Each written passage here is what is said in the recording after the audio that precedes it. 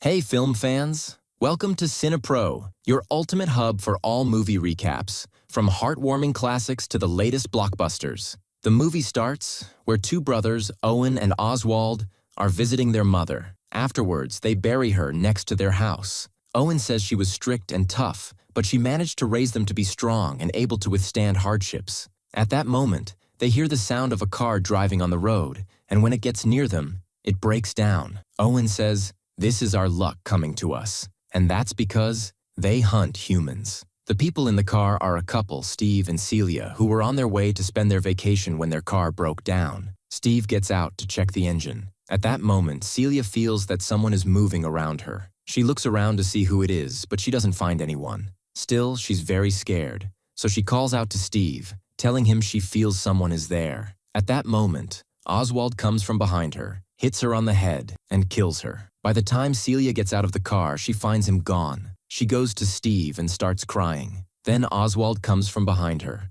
covers her mouth, and kidnaps her to the house. He locks her inside a place that looks like a stable and chains her to a chain hanging from the ceiling. He also keeps her mouth covered so she doesn't make any noise. Owen comes in and tells her she'll stay with them for a while and that she must follow certain rules. If she doesn't obey, he'll torture her. He also tells her she's forbidden to speak, and if she does, he'll literally cut out her tongue. Then he leaves her. At that time, Celia hears a monster-like sound coming from behind a closed door and gets even more scared. Meanwhile, Oswald takes Steve's body and chops it up with a cleaver, piece by piece. A few months later, after these horrifying events, we see Oswald keeping Celia locked in a cage like an animal, and she's pregnant. He gives her a glass of milk to drink and takes care of her nutrition because she's pregnant with his child, and he wants her to stay healthy until she gives birth to his son. Then he lets her out of the cage to rest a bit but keeps her handcuffed. The girl is in a state of deep sadness and despair.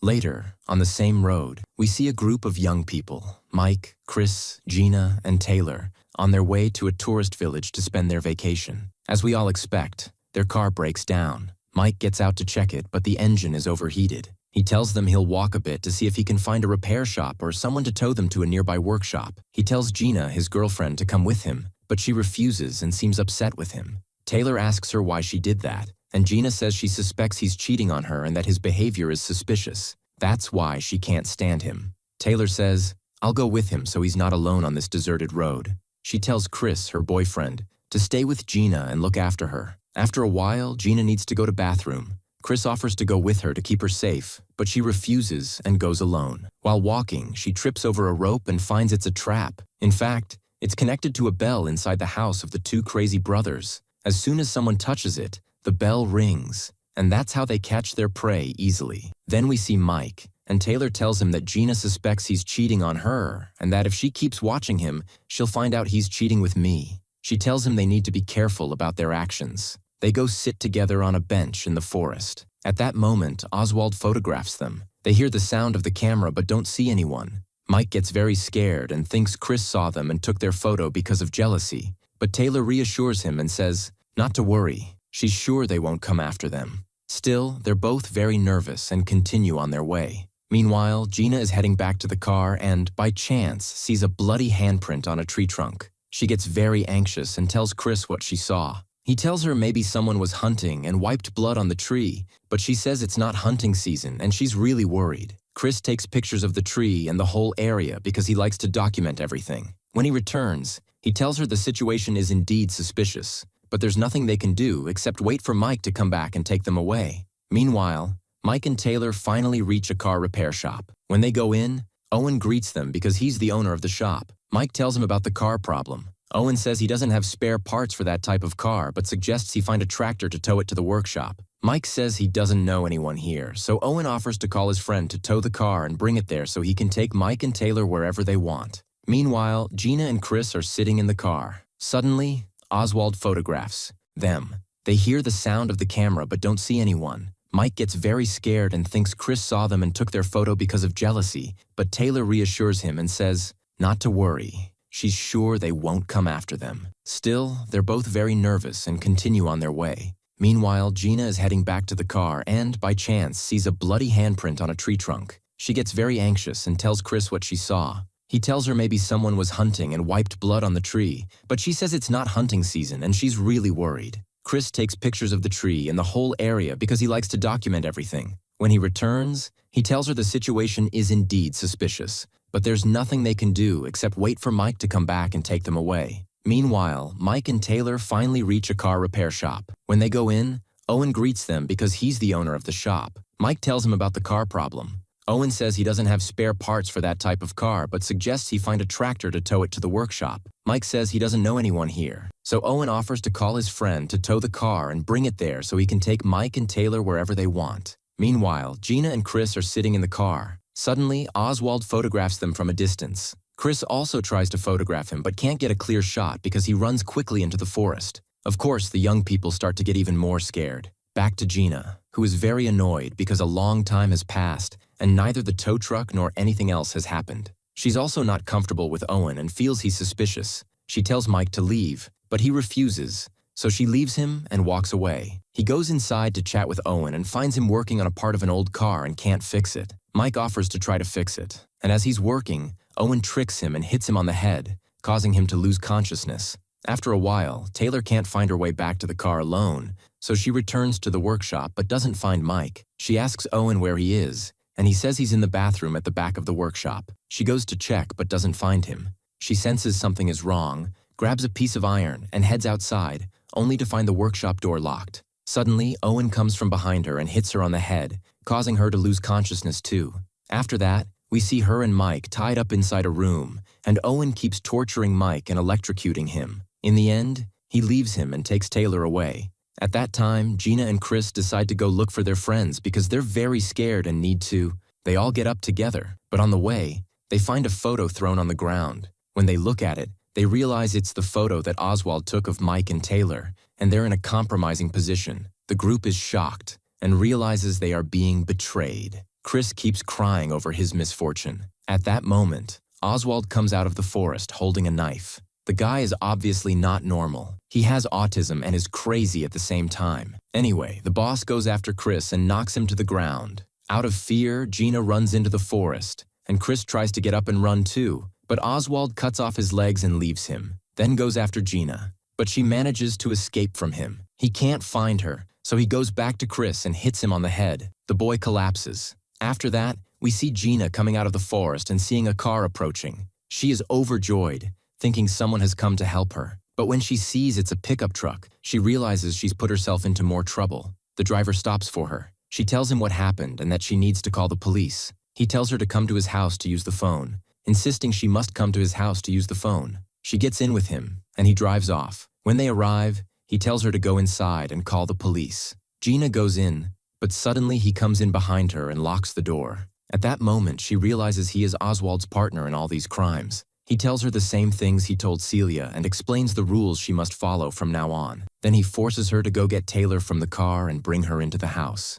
After she does what he says, he hits her very hard, and the girl loses consciousness. After a while, the girls wake up and find themselves tied by their hands to a chain hanging from the ceiling. Owen is standing in front of them and tells them that with their beauty, their flesh must taste delicious. Then he explains that he and his brother don't eat human flesh themselves, but they have a monster that loves human flesh very much. That's why they hunt people, to feed the monster what it loves. After he finishes talking, he calls Oswald to bring Chris into the room. Oswald brings the boy, breaks his neck in front of the girls, and kills him. Of course, the girls break down and keep screaming, which makes Owen angrier. He threatens to cut out their tongues if they speak. When they fall silent, he leaves them. Outside, we see Oswald holding Chris's corpse and chopping it up with a cleaver. Owen takes the car and goes to the workshop to get Mike. Meanwhile, the girls notice that the chain they're tied to is very worn out, so they keep pulling on it with all their strength until it breaks. At that moment, they hear a loud noise, and Owen comes in to see what's going on. When he comes in, he doesn't find the girls because they're hiding. When his back is to the door, they sneak out and escape quickly. Owen manages to open the door and comes out very angry, but the girls reach the broken-down car and find the tow truck that was supposed to come for them. As they approach, they find Willard, the tow truck driver. They tell him what happened and beg him to take them away from here. Willard agrees to help and tows the car, taking them to an abandoned place in the forest. Then he pulls a gun on them and forces them out of the car. At that moment, we realize that he is Owen and Oswald's partner in all these crimes,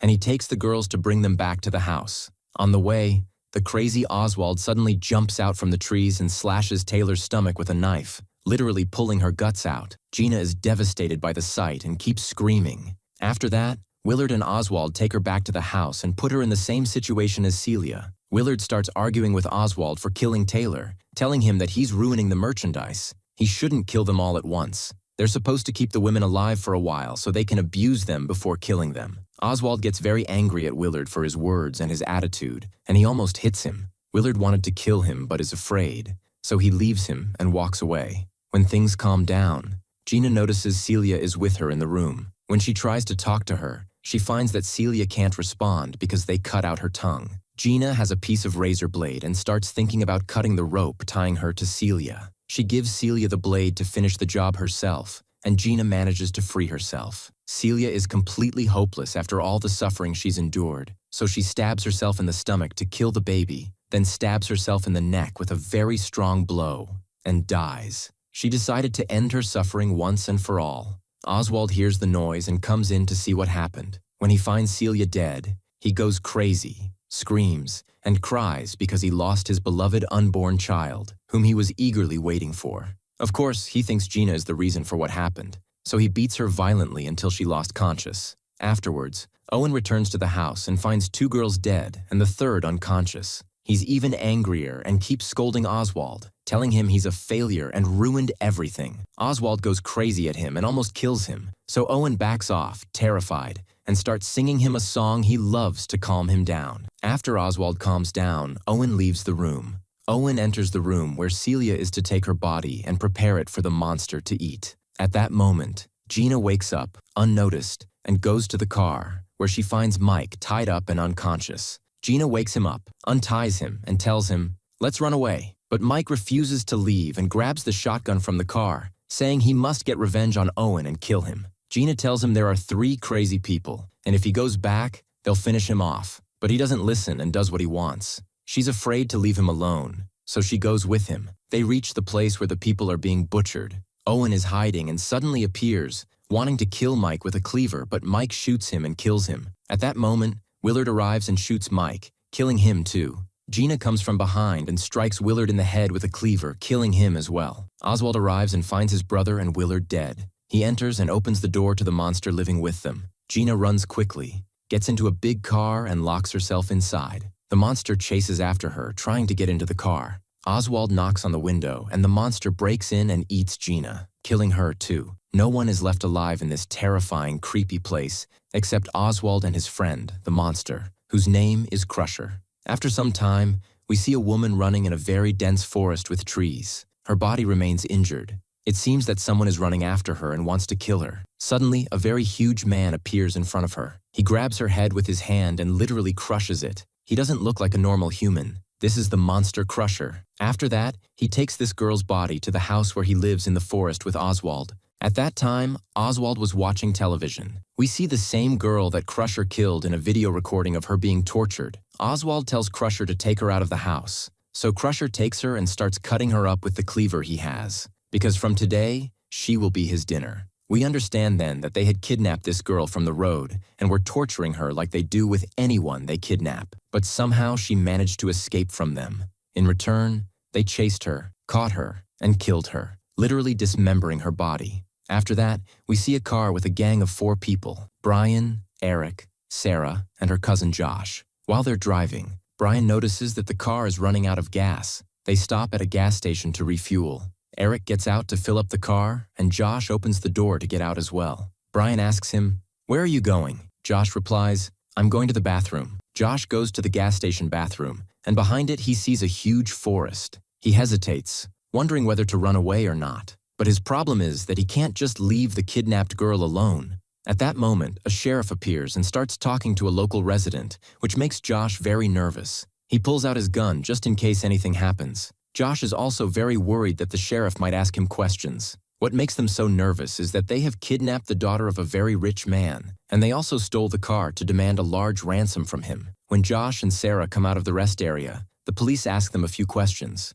Josh replies that they're heading to a nearby city called Spencerville just to keep up the story, even though they really don't know where they're going. They're basically just wandering around. After they leave, Brian asks Sarah what the cop was talking to her about, thinking that Josh might have reported them. Sarah tells him that he just asked where they were going, where they came from, and if they needed any help. They give the cop a random town name that Josh read from a road sign to mislead him. Then Eric asks Brian, "Where exactly are we going?" Brian replies, "You'll know when we get there." Josh asks, "You think I'll call the police?" Suddenly, a huge deer appears on the road and they crash into it. When they wake up from the accident, the deer's antler is stuck in Brian's stomach, going all the way to his intestines. Eric, Josh, and Sarah get out of the car and start pulling the deer out of Brian's stomach. As they're pulling, the deer suddenly wakes up, and Brian pulls out his gun and shoots it in the head, killing it. Eric takes advantage of Brian's condition and asks him, "Tell me where are we going or I'll kill you." But Brian refuses and says,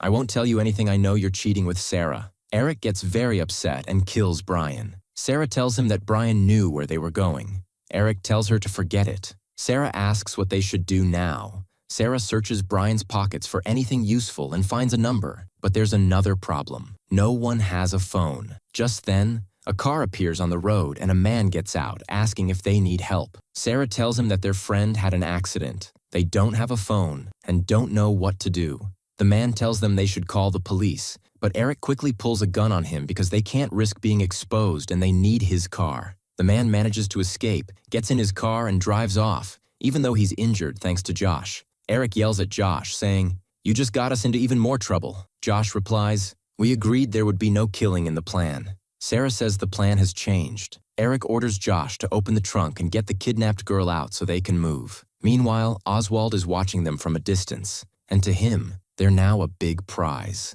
We see the man they shot dying from heavy bleeding while driving away. As Josh, Eric, and Sarah are walking, Sarah asks what they're supposed to do now, wandering aimlessly. Eric says they'll look for another road to find a car and call the number they found, and then decide what to do. Oswald goes to Crusher and tells him they have guests, but Crusher is very upset about the death of the girl they kidnapped earlier because he was very attached to her. Oswald tells him he shouldn't be upset because that's not their way. Crusher takes his chains and goes after them to see what to do. On the other side, a police car stops on the road and an officer gets out to check a car parked on the side. He's shocked to find a dead man inside. He searches him to find out who he is and finds his wallet and some money. He takes the money and calls the police to investigate the case. Back to Eric, who is upset with Josh's behavior with the kidnapped girl, thinking he cares too much about her. Eric plans to kill Josh so the ransom will be split between just the two of them, but Sarah stops him and defends her cousin. He decides to kill both of them. Suddenly, a shot is fired at Eric.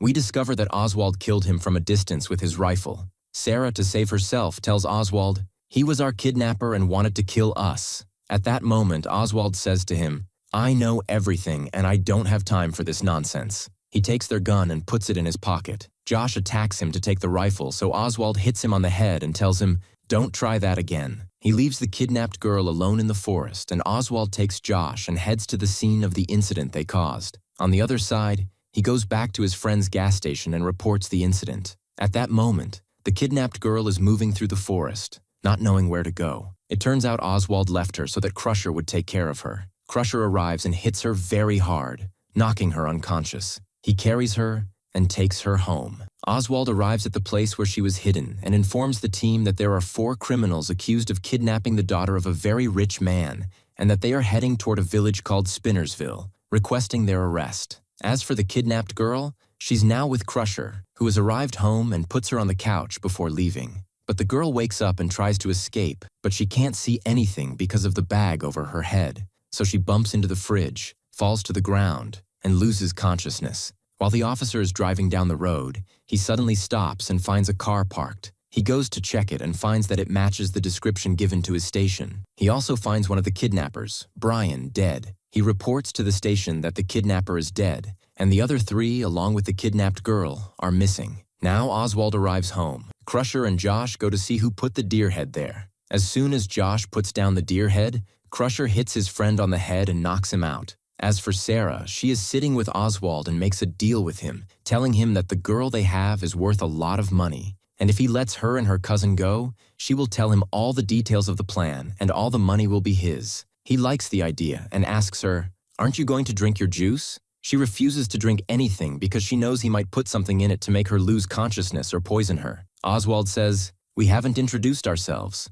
She says, "You can call me Sarah." He says, "I'm Oswald." He shakes her hand and bangs her head on the table, making her bleed. He forces her to drink the juice at gunpoint. Then Oswald says, "The deal is off. I don't care about the money at all. All I care about is human flesh." Before she passes out, she grabs the rifle to kill him but finds the magazine is empty. Now Oswald goes to check on the kidnapped girl. He tells her, "You are very beautiful. Crusher will love you a lot." Crusher comes and takes her to lock her up in the warehouse, chaining her up until further notice. Meanwhile, the officer is following the blood trail to find out what happened. At the same time, Crusher hangs Sarah by chains, and Oswald comes with a camera to record what they will do to her. He has marked her body with lines showing where he will cut. Crusher ties Josh to a chair for his turn after his cousin. Oswald tells Sarah he usually cuts up his victims after killing them, but with her, he will cut her up piece by piece while she is alive so she can feel the pain. He asks her how it feels to be cut up while conscious.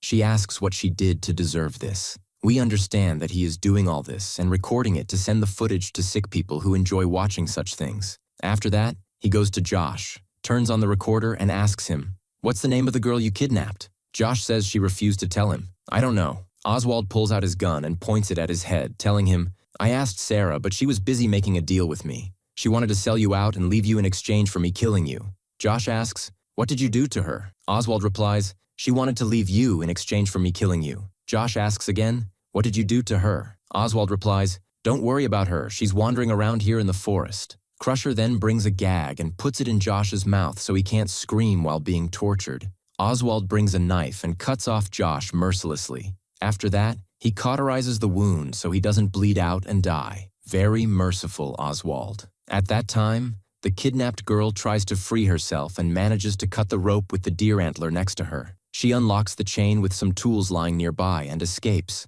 As she walks, she sees Sarah hanging like a slaughtered animal, but she keeps going and enters the house, where she finds Josh lying on the ground. She orders Oswald to untie Josh and let him go. She doesn't kill him because he is the only one who can get her out of the forest, and she forces him. He wears chains and walks in front of her. As soon as they take him out, he unties Josh from Sarah and puts her in her clothes. He moves her through the forest with Oswald to get her out of there. While they're walking, Oswald grabs Josh by the neck, strangles him, and kills him. At that moment, the girl can't shoot because she's too stressed, so Sarah grabs the gun from her and kills her. Sarah tells her she has to take the money. She looked funny and honestly, our smart girl. Or she orders her to wipe her tears or kill her. But the sheriff appears at the right time and shoots Sarah, finishing her off. The sheriff asks the girl, "So, you're the one who was kidnapped? Where's the gang?" She replies, "I'm the one who was kidnapped, and my name is Ash. The rest of the gang is dead. Please, take me home." He tells her he wants to do his job and investigate the murders that happened.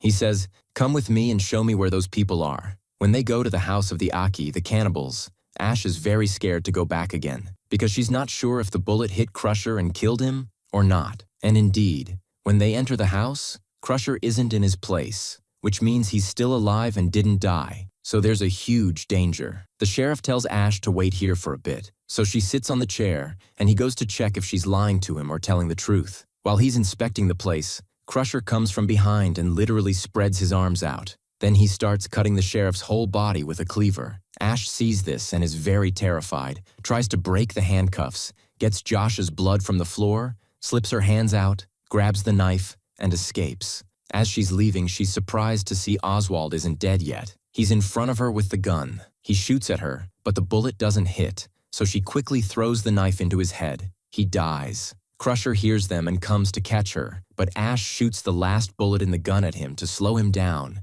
and she manages to escape from him. She reloads the gun as she walks. While she's running, Crusher, who still hasn't died, but Ash runs away from him as fast as she can. Finally, she finds the police in front of her on the road. Crusher is exhausted from running. As soon as the police arrive, Crusher gives up and goes back to the house. And that's it. The movie ends there. The police take Ash and bring her home. The next day, the police go to the forest to catch Crusher, but he had already planned and didn't stay in the house. We don't know where did he go. That means there's going to be a third part. I hope you enjoyed it as much as I did. If you did, make sure to subscribe for more awesome content.